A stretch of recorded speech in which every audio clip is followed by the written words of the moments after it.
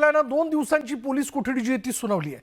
30 मार्चपर्यंत कोरटकरचा मुक्काम जो तो पोलीस कोठडीत असणार आहे। कोरटकर कुठे फिरला, त्याला कोणी मदत केली, कोरटकर कोणाच्या सांगण्यावरून हे करत होता, कोणाच्या सांगण्यावरून हे त्यांनी केलेलं आहे याची देखील चौकशी जी आहे ती पोलिसांकडून केली जाईल। पोलिसांनी न्यायालयाकडे 5 दिवसांची पोलीस कोठडी मागितली होती, मात्र न्यायालयानं 2 दिवसांची पोलीस कोठडी जी ती सुनावली आहे। दरम्यान कोर्टाच्या निर्णयावर आम्ही समाधानी आहोत असं इंद्रजित सावंत म्हणाले। विष ओकणाऱ्या व्यक्तीबद्दल सहानुभूती न ठेवता कायद्याच्या कक्षेत राहून ज्या पद्धतीनं तपास चालला आहे, कारण ह्याच्या अगोदर तुम्ही बघितलं असेल की खूप वेगवेगळ्या व्यक्तींनी शिवाजी महाराजांच्याबद्दल वेगवेगळी विधानं केली होती, पण त्यांना कुठलीच कारवाई झालेली नव्हती, त्यांच्यावर गुन्हेसुद्धा दाखल झाले नव्हते। पण ह्याच्यावर गुन्हा दाखल होऊन ज्या पद्धतीनं कारवाई करायची चाललेलं आहे त्याच्याबद्दल मला एक शिवाजी महाराजांचा अनुयायी म्हणून एक समाधान वाटतं। ज्यावेळी एखाद्या गुन्ह्याचा तपास करत असताना त्यामध्ये जर प्रोग्रेस दिसून आली तर फर्दर इन्व्हेस्टिगेशनसाठी PC ही पोलीस मागत असतात आणि या केसमध्येही तशीच पोलिसांकडून मागणी झालेली आहे। माननीय कोर्टाने त्याची दखल घेऊन 2 दिवस म्हणजे 30 तारखेपर्यंत PC दिलेली आहे। जो 3 दिवसाचा तपास झाला त्याच्यामध्ये कोरटकर कुठे फिरले, कोणत्या वाहनांनी फिरले, त्यांनी कुठंही ऑनलाईन पेमेंट चा पर्याय घेतलेला नव्हता, तर त्यांना आर्थिक मदत कुणी केली, त्यांना वेगवेगळ्या ठिकाणांमध्ये राहण्यासाठी वेगवेगळ्या ठिकाणांवर जाण्यासाठी कुणी मदत केली, त्यांची काही नावं त्यांनी सांगितलेली आहेत। त्या दृष्टीने ते व्यक्ती खरंच आहेत का किंवा त्यांना कोणत्या पद्धतीनं मदत केली, या सगळ्या गोष्टी हा इन्व्हेस्टिगेशनचा भाग आहे आणि त्या इन्व्हेस्टिगेशन करता पोलिसांनी मागणी केलेली आहे आणि त्याप्रमाणे माननीय कोर्टाने त्यांना 2 दिवस PC दिलेली आहे।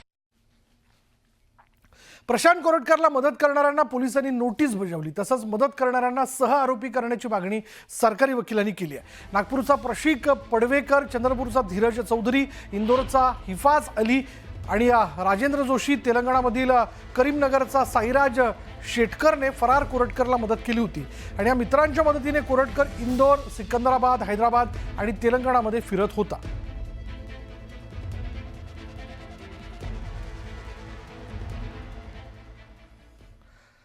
सरपंच संतोष देशमुख हत्या प्रकरणी आता नवनवे खुलासे समोर येताना दिसत आहेत। संतोष देशमुखांचं अपहरण करताना आरोपींकडे कोणती शस्त्र होती याबाबतची कबुली आरोपी सुदर्शन घुलेंनी दिलेली आहे, माहिती देऊ केलेली आहे। प्रतीक घुलेच्या हातात लाकडी काठी, महेश केदारच्या हातात लोखंडी रॉड तर जयराम चाटेच्या हातात कोयता होता, याची कबुली सुदर्शन घुलेनं दिली। सुदर्शन घुलेच्या दोषारोप पत्रामधील जबाबातून हे सत्य समोर आलंय। तसंच खंडणीसाठीच्या बैठकीत घुलेही होता, याची कबुली त्यानं दिली।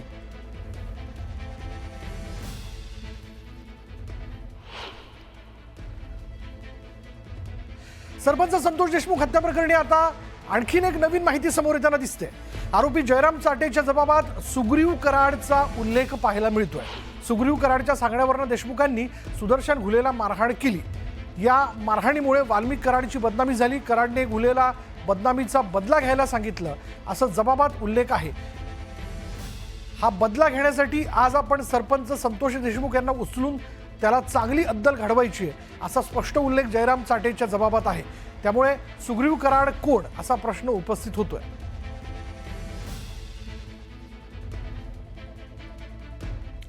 आणि यानंतर वेळ झाली की ब्रेकची ब्रेक घेऊयात। पहा फक्त न्यूज 18 लोकमत।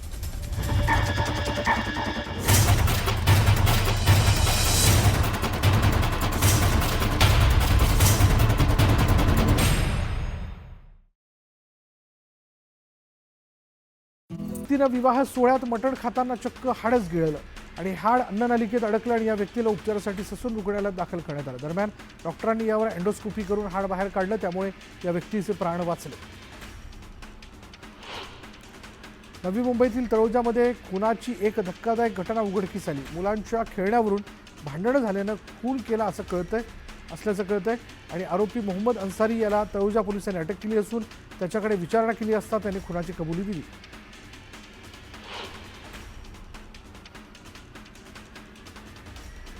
पुण्यात रेकॉर्डवरील तडीपार गुंडांकडून एक पिस्तूल आणि 3 कारतुसं जप्त करण्यात आली। सिंहगड रोड पोलीस ठाण्याने ही मोठी कारवाई केली। या प्रकरणी तडीपार आरोपी खंडू म्हात्रे याला गजाआड करण्यात आलं। कल्याणच्या मलंगडमधील उसाटणे या गावात माकडांनी हैदोस घातला। 2.5 वर्षांच्या चिमुकल्याला माकडांनी चावा घेतलेला आहे। आणि हा प्रकार सीसीटीव्ही कॅमेऱ्यात कैद झाला असून जखमी चिमुकल्यावर मनपाच्या रुग्णालयात उपचार सुरू आहेत. घरफोडी चोरीच्या गुन्ह्यातील 24,65,000चा मुद्देमाल हस्तगत करत भिवंडी गुन्हे शाखेच्या घटक 2 विभागाने चमकदार कामगिरी केली.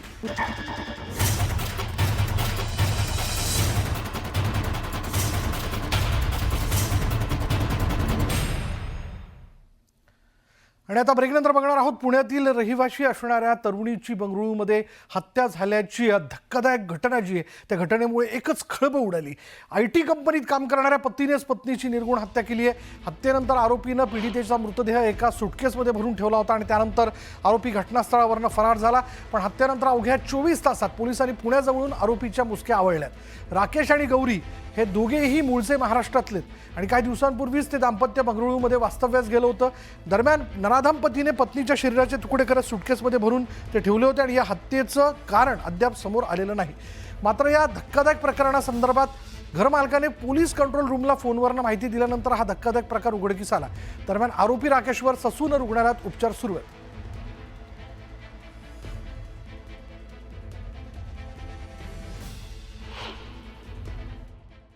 काल रात्री त्यांना पोलिसांनी अटक केलेली आहे आणि सातारा पोलिसांनी केलेलं आहे अटक त्यांना.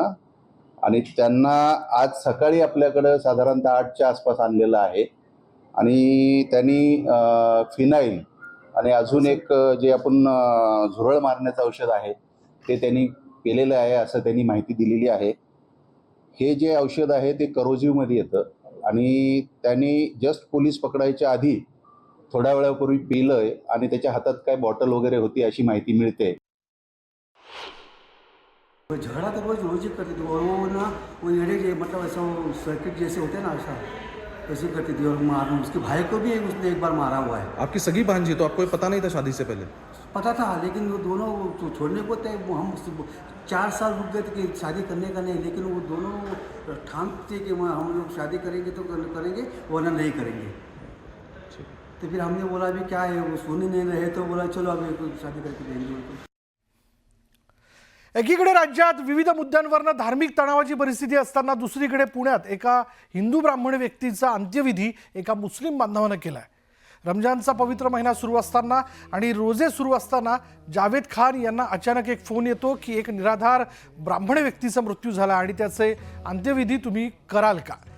सगळी कामं सोडून ही व्यक्ती अंत्यसंस्काराला धावते. इतकंच नाही तर पिंडदानही करते. सुधीर किंकळे यांच्या अंत्यसंस्कारासाठी धावलेला जावेद खान यांचं हे माणुसकीला मोठं करणारं कर्तृत्व आज दिवसभर चर्चेच्या केंद्रस्थानी आहे. माणूस